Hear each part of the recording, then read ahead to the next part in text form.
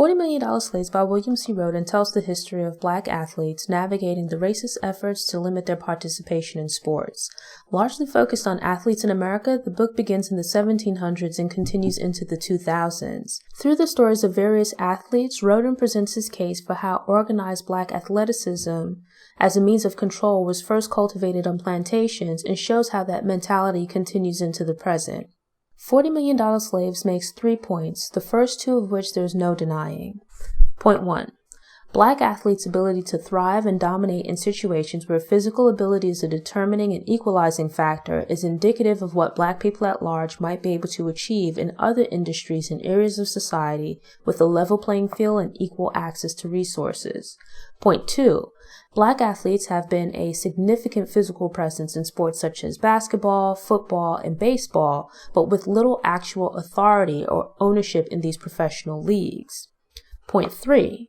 The journey of black athletes to integrate major sports was difficult, but resulted in a culture of them representing black masses united by a shared experience. The irony is that in exchange for being allowed to play in the majors, black athletes had to sever ties to the black community and become a part of the mainstream.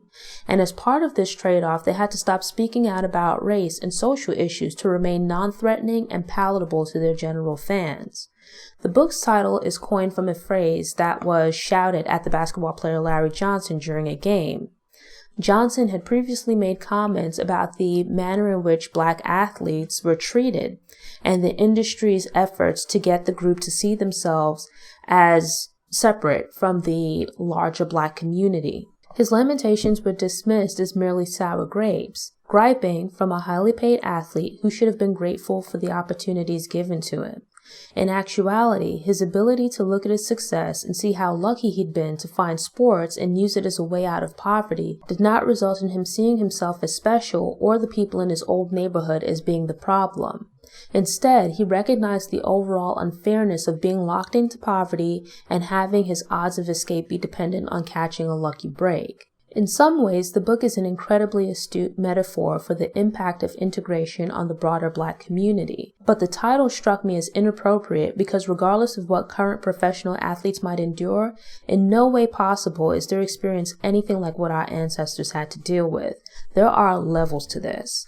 I'm sure the title was selected because it's provocative and would generate attention, but it detracts from the book's potential impact because the flawed comparison collapses a large part of the book's thesis. I get that the physical prowess of athletes is exploited for the financial gain of wealthy individuals and large organizations, and they are put on a development track geared towards making them better athletes while at the same time socially moving them out of their community and fully into the sports industry. But I dislike the lazy shorthand of using the term slave to haphazardly describe any individual who faces difficulties or unfairness. Being paid millions of dollars in exchange for the use of your body while having your mind and larger aspirations ignored because of your race is certainly unfair. But it can't begin to compare to having to perform back-breaking labor, being considered 3/5 of a human, and receiving no payment for your troubles. Having a choice on whether or not you participate in a sport negates comparisons to being a slave. The title $40 Million Slaves would have been more relevant if the book focused on college athletes who risk their bodies but do not get paid despite generating large amounts of revenue for their colleges and sports-related companies, or even to a lesser degree the countless number of professional athletes who make millions during the course of their careers only to wind up relatively broke. The practice of using black bodies to produce labor from which white institutions generate wealth has existed at this point for several hundred years, but one might assume that following emancipation, and certainly integration, black athletes would be able to not only profit from their physical labor, but to also occupy positions of authority in the sports leagues within which they play.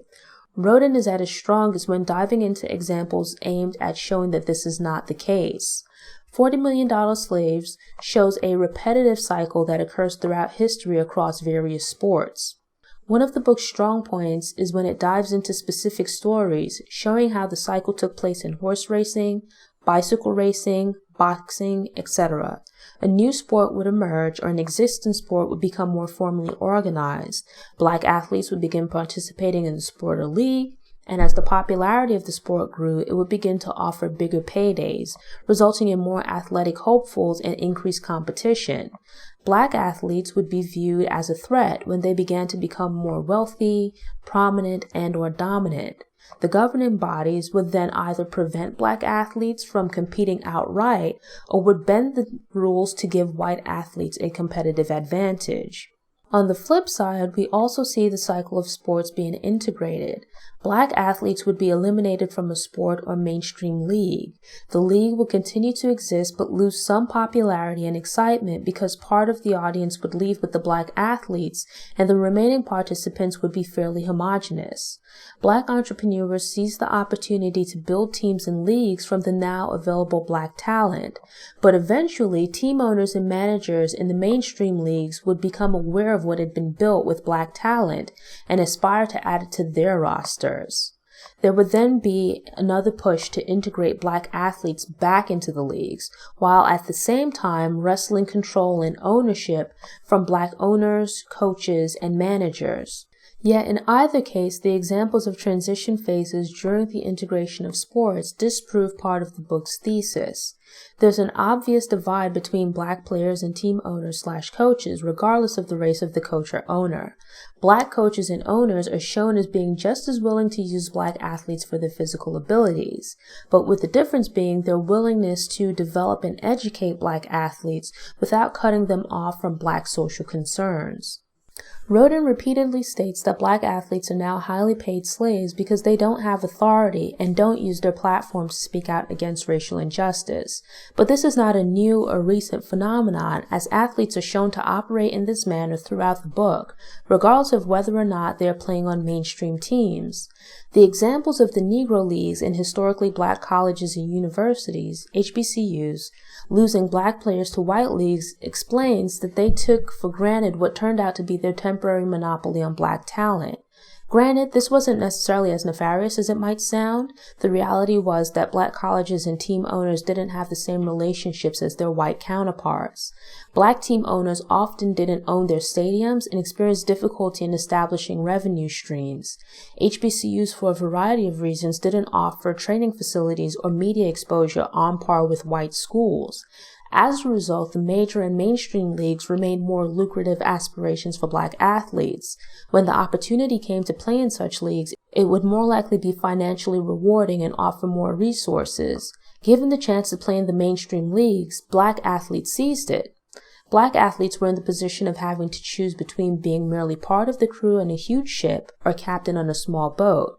Is it better to retain ownership by remaining independent and managing your own team or league that plays to smaller audiences, or to give up control and freedom to make decisions in exchange for more money and larger audiences? Some of the team and league owners thought their teams might be integrated as a whole into the mainstream leagues. Instead, the star players were identified and signed into the newly integrated leagues as individuals.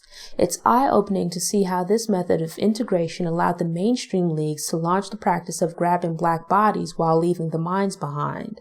Black coaches and team owners had essentially scouted, recruited, and trained black athletes, only to have their investments spirited away with the arrival of integration. Overall, I found $40 Million Slaves to be informative and agreed with most of the points that it tried to prove, but it contradicted itself on one of its major points. Rhoden posits that black athletes are physical symbols of what black people could accomplish in other areas of society if the playing fields were level. In addition, he believes that black athletes bear some responsibility to the black community. It's obvious that Rhoden believes this, and he believes that black athletes are slaves because they're prevented from reaching their full potential in this regard by the white sports establishment. Some black athletes, such as Larry Johnson, might lament this, or like Muhammad Ali, push back against these ploys. The author himself stated that some of these past athletes didn't identify with the black community and actually saw themselves as above other black people. How then does this theory come about that this is a relatively recent development that occurred as a result of integration? Jack Johnson fought the Great White Hope, but nothing is said of him actually advocating for black people. I'm not saying that he didn't, because honestly I don't know. It seems like he was a great boxer who lived lavishly, dated white women, which was scandalous at the time, and was pursued by the government. In essence, he lived his life on his terms, but I didn't see examples of him consciously fighting on the behalf of black people.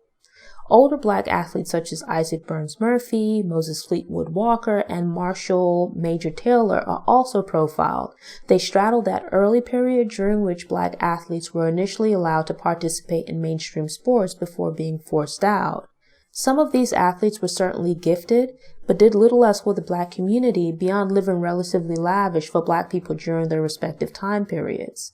In some cases, the athletes are actually shown to be dismayed at experiencing discrimination, not because it's wrong, but because they're not like other black people.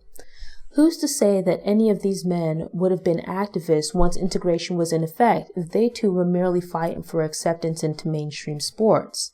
I get Rhoden's idea of black athletes being viewed with pride as the black community's great black hopes, but without athletes taking it upon themselves to step into that role, is it reasonable for the black community to expect this kind of ownership over black athletes? And is this actually an expectation of the black community or just Rhoden?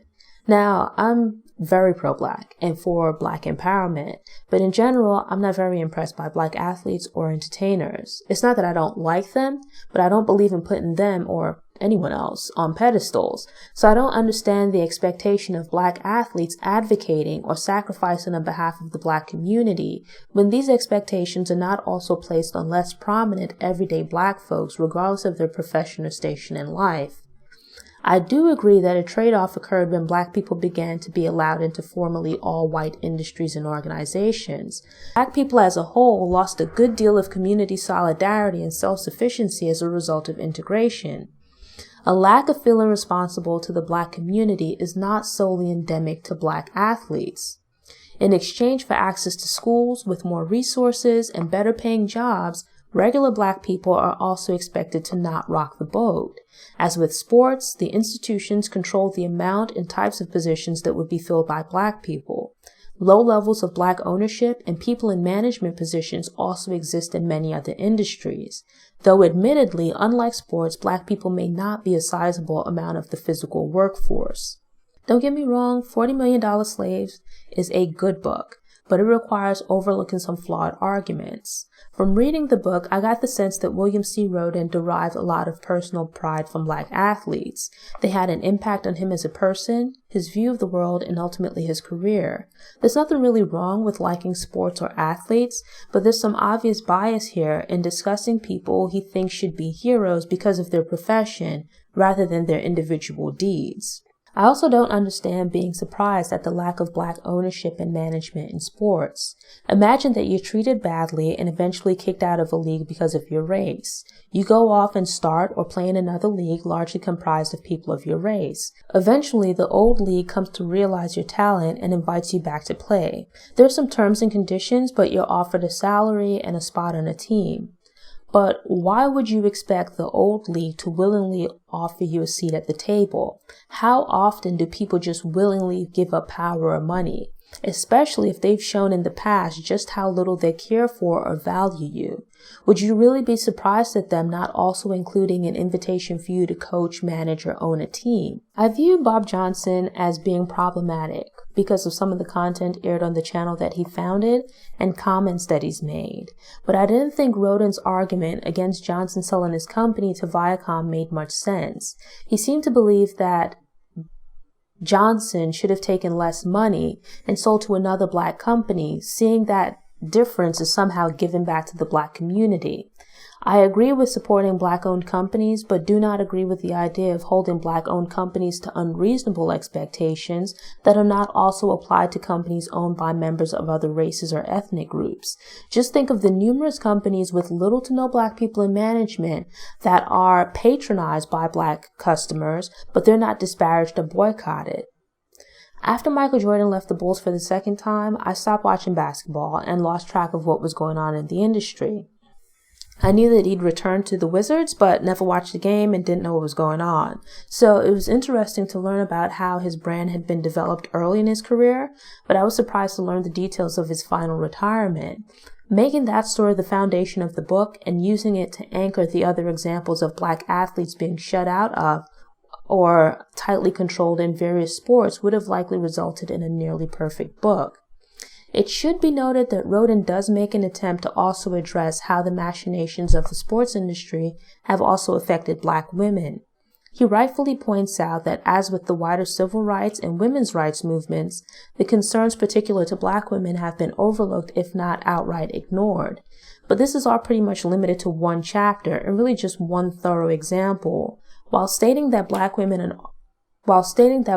are often an afterthought in the sports world, he also manages to make them seem an afterthought here. Despite the trove of nonsense that has been directed towards the Williams sisters and their dominance of tennis, I was surprised to not see their story covered here. $40 Million Slaves is certainly a book about the various sports industries and athletes, but you shouldn't be put off by the idea of reading it because you're not a sports fan.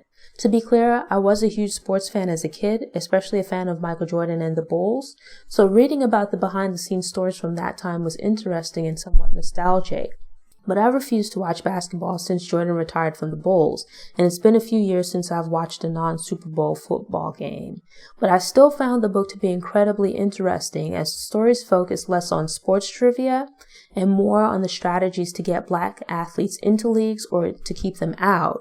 Granted, some specific matchups and games are discussed in detail, but they're sprinkled throughout the book and told within the wider context of the sports figures' lives. Thanks again for tuning in. If you enjoyed this episode, please click the thumbs up button and share it online. I hope you'll also subscribe and return for future episodes to get motivated, get inspired, and get stories of Black history made and in the making. Until next time, take care. For more information about Noir Histoire, visit noirhistoire.com. A link is available in the episode description. There you'll find detailed text, video, and audio for each episode all in one place. While you're there, subscribe to the Noir Histoire newsletter to get fresh content delivered straight to your email inbox. You can also shop for Noir Histoire merchandise and accessories. If you're enjoying the content but would like the option of listening to audio only, you can subscribe to the Noir Histoire podcast via iTunes, which is Apple Music, or wherever you listen to podcasts. Follow Noir Histoire on Pinterest, Instagram, and Facebook. I hope you enjoy the rest of your day.